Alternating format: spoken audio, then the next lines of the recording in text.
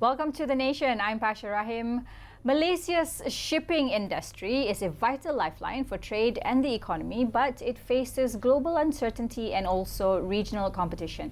Joining me today is Ooi Lian Hin, Chairman of the Shipping Association Malaysia, to discuss the outlook for the sector and where it's headed next. Welcome to the show, Mr. Ooi. Thank you, Pasha. How are you feeling? All right? Okay, good. Okay, so let's talk about the global. Let's talk about global shipping. And now it's facing a lot of uncertainties. We're talking about trade wars. There's supply chain shocks, and also, forever rising costs. So let's look at how Malaysian shipping companies are performing compared to their global peers, and how is the industry coping? Okay, let me begin with talking about a global stage first. I think in the last 5 years, since COVID, the disruptions that we have been largely positive for the shipping industry. Why I say that is because when COVID happened, it created a lot of supply chain disruptions. Yeah. And as a result of which, you had port congestions, you had warehouses being full, and all this manifested into a very serious shortage of shipping capacity. So that was largely positive for the global shipping. You might have read a lot about the money that they made in the COVID years, which was unprecedented.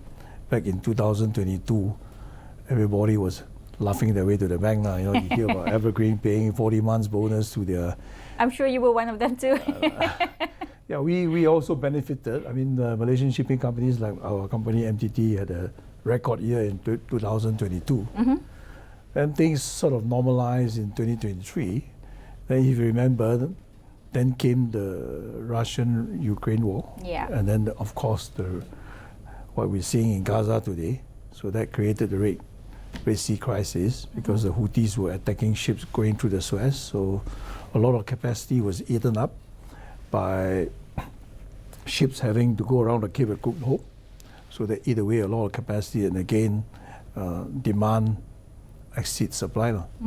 So as a result of which, you see the shipping companies doing very well again.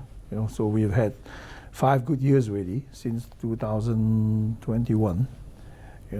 To 2025 for particularly the container liner shipping industry. Right? Now, you talk about the next thing, of course, is the uncertainty brought about by the Trump tariffs. Yeah. That was your opening remark, right? Now, Trump tariffs, yes, it actually started back in 2018, his first term. So supply chains have to some extent realigned. China used to be like 70% of what the US import. That has come down to about 50-55%. Vietnam is an emerging country that produces a lot for the US. Right? And of course, other parts of Southeast Asia have also benefited from this supply chain realignment. Right? Actually, when you look at Malaysia, we are very well positioned, but have not benefited that much. Right. Right. For some reason, I think we could have done better. But I think the opportunity is still there. If you look at supply chain realignment, it's about finding an alternative source to China, but it's also driving reshoring of production to parts of Southeast Asia. Right. Now, if you look at Malaysia, actually Malaysia ticked the box in many areas. Back in the 70s and 80s, when you talk about production relocation, it's basically driven by labor costs. Yeah. You want to find a cheaper place to produce your goods. But today, the driving force is no more labor cost is not the major consideration. The major consideration is tariff circumvention. Right. Right? So if you look at that, Malaysia, because we don't have a large population, but without labor force being the major consideration, we are actually very well positioned. We are located along the Straits of Malacca, Yep. a very important east-west sea route. Yep. We tick the box in almost every perspective. We have very good port infrastructure. We have Port Klang, which is the 10th largest port in the world. And then PDP, I think, is 12 or 13, right? So in the top 15, we have 2 ports, right? And if you look at the legal system, Malaysia, tick the box again. Our legal system is well-respected English law, right? Comparatively, so say to Indonesia or Vietnam, where or even Thailand, it's a totally different legal system. Right. Right. If you look at our ringgit, is very competitive. You look at energy costs, cannot be anywhere else cheaper than Malaysia, right? So we're pretty up there, high up on the list, when it comes to being very, very strategic. You tick the box, every Yeah. You talk about proficiency in English or Mandarin, no problem also. Both, right? And today you're looking at who's moving. It's the Chinese that are moving, right? The Chinese have already built their own brand. They're not just doing OEM. They have their own brands, the Huawei's of the world, right? The BYDs, you name it, in every consumer segment, they have their own brands. Okay, let's move on and talk about resilience, because like you said, the past 5 years have been very, very good for Malaysia. There's also been a surge in capital investments, especially when we're talking about the container vessels segment. Now, are Malaysian shipping companies, are we committing similar sort of investments for the future global trade? Okay, to begin with, the tonnage that Malaysian ship owners have is very insignificant to what the world order is, right? The biggest shipping company is only MIC, right? And like our company, MTT Shipping, we have a fleet of 26 vessels. We are ranked like 58 in the world, but it's very small compared to the big guys. Right. As a trading nation, Malaysia is not bad. No? We are 24th in the world. Yeah. But we have the 10th largest port, and we have we 2 ports in the 15th world order. But the shipping tonnage doesn't correlate with our trading volume or our ports throughput. Right. Yeah. So the government has also highlighted shipping as part of its blue economy strategy. This is under the 13 Malaysia plan, right? How aligned is the industry's investment direction with the government's push for, where we're talking about sustainability and also being competitive in this industry? Okay, I'm happy that in the 13 Malaysia plan, at least this time shipping is there. The government begin to realize that it's an important industry. Yeah, so they say that they want to acquire 136 vessels or 840,000 tons of GRT. Saying it is one thing, but I think the roadmap getting there is more important. I think the main challenge for Malaysian ship owners are 2 things. One, funding. Funding is very important because ships are highly capital intensive. There are not many banks in Malaysia that would actually give you a loan. Right. If you go to Maybank or CIMB Bank, it's a no-no for them because they have been hit hard, perhaps in the oil and gas sector, because they tend to generalize shipping as oil and gas, everything. So if you remember, there was a lot of casualty in the oil and gas sector. So as a result of which, because of the NPLs there, it's a sector that they don't want to touch. Right. Right. So you only have a few banks that are doing it. You have AFIN, you have RHB, right? You have maybe Alliance Bank, then you have Bank Pembangunan, right? So not every bank has a limit when it comes to lending you money, because that is their risk management, what they call it, their maximum threshold, threshold. So I think there's a need for the government to see how they can facilitate ship financing, right? And of course the shipping fund is there, but it's only 1.5. It's not a fund, but it's only a subsidy of the interest. It's 1.5%. Right. Right. It's not a lot of money, but it is still helpful, but it's only given to one bank, Bank Pembangunan. Right. And as you know, Bank of Bangladesh has no retail banking. They depend on interbank rates. So by the time they come to us, it's no longer that competitive. Okay, Mr. Ooi. Now we're going to continue and talk about green shipping and also decarbonization. Those are two of the things that has been set by the International Maritime Organization. But we're going to take a very quick break, Mr. Ooi, and we'll be right back. Don't go anywhere.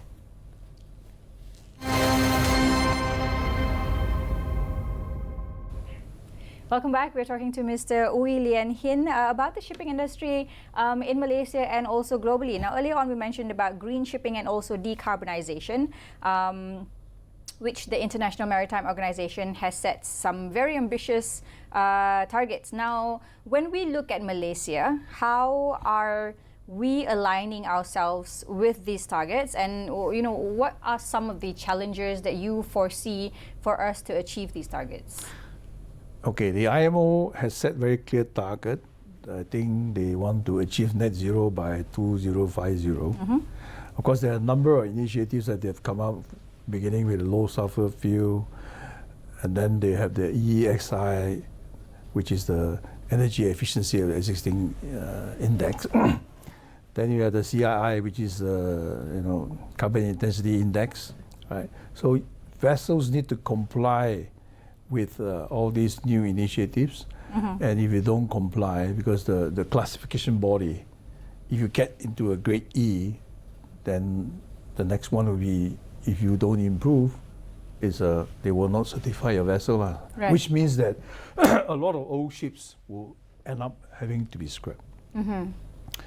Now, if you look at the context of Malaysian shipping, only the big companies like MIC, and to some extent ourselves, we are more prepared than others in terms of renewing our fleet. The average age of my fleet today is only 6.5 years. Oh. Because we have an order book of, we ordered 21 new ships delivered, and 4 in the order book. I only have 5 old ships left. 1 I just sold, so left only 4 now. So we are already preparing for that, but I cannot say the same for a lot of other shipping companies who continue to still deploying very old ships. Right. And also, when they replace, they also replace with an old ship. I see. Yeah. A younger old ship to replace a less older ship. So the thing is this, right. As far as, as far as I know, a lot of the Malaysian shipping companies are hoping that the government will give them an exemption. Realistically, is that going to happen or not? Malaysia is a party to the IMO. I mean, we are committed to the IMO. We have a seat in the IMO. So I wonder whether that is a very realistic expectation to right. get an exemption, because if you are part of the world order, you have to follow. Yeah, right. Mr. Ooi, earlier on, we talked about how Malaysia is actually very well positioned in the shipping industry, we are actually, in fact, quite competitive when compared with our peers like Vietnam or Thailand or also Indonesia. Now, from your point of view, or from the industry's points of view, what do we need in Malaysia? What do we need to prioritize? Are we talking about talent? Do we need to prioritize technology, or also, do we need to better our infrastructure in order for us to really strengthen and solidify our position and also our role as a regional maritime hub? Okay. If you look at the fact that we have 2 major hubs in Malaysia, Port Klang and PTP, Port of Tanjung Pelepas, and if you look at our closest competitor is Singapore, right? We are getting near, right? We are probably half their volume in terms of transshipment traffic. That will continue to grow if the prediction is that supply chain realignments, right, happens, and Malaysia benefits from it. Right? I say MITI does a great job of attracting more FDI investments into Malaysia. We will see huge growth of what we call the hinterland cargo, right? And of course, around Southeast Asia, they will also be beneficiaries to this supply chain realignment, or production reshoring, right? So which means more cargo volume moving around, and they have to move around the hubs, whether that be Singapore, PTP, or Port Klang. So we are very well positioned. The problem that we have on the gateway cargo is the last mile to the port. Right. Right. And that is something that I've been highlighting to the government for many, many years. The hinterland, or gate cargo as we call it, is growing by a compounding 10 to 11% every year. In 6 to 7 years, you double up, I know. Right. Can you imagine the problem?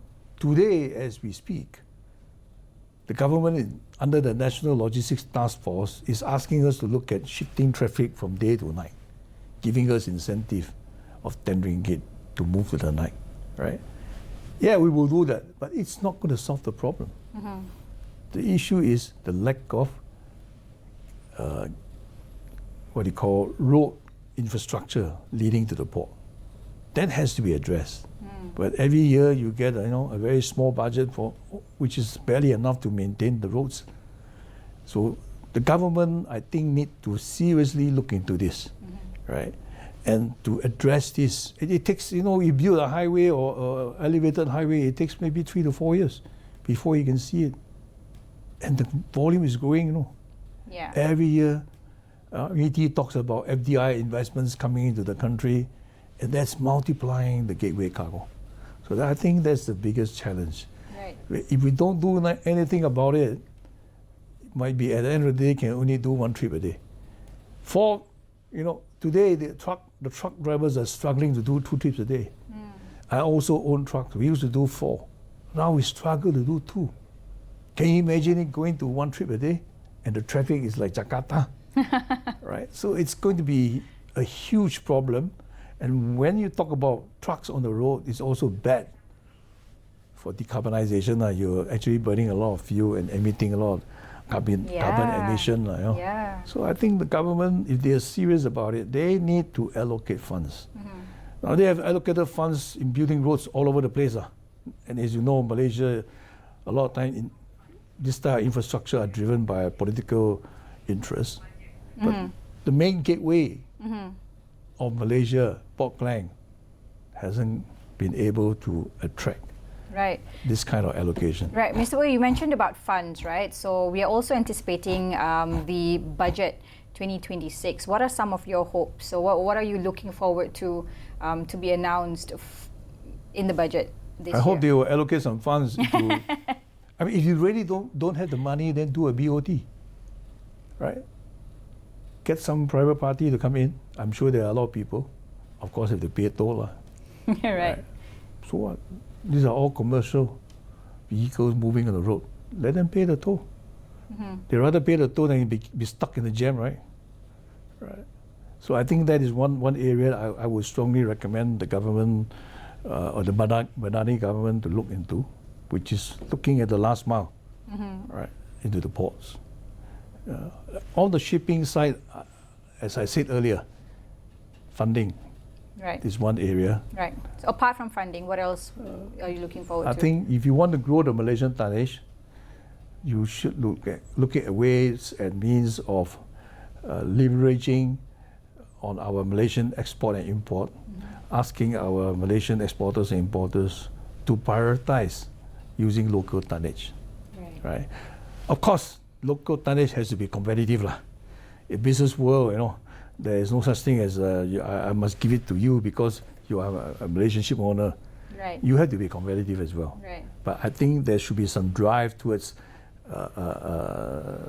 getting our national policy on how to grow our tonnage. Because at the end of the day, if you have a healthy maritime tonnage, it also means you're reducing your services deficit. Right. Which is a large part of our imbalance, in terms of our trade deficit. What are some of the factors do you think that contributes to our local exporters or importers choosing to use international shipping as opposed to Malaysian companies? Simply because Malaysians don't have. MIC exited from the container liner trade some years back, so there has not been.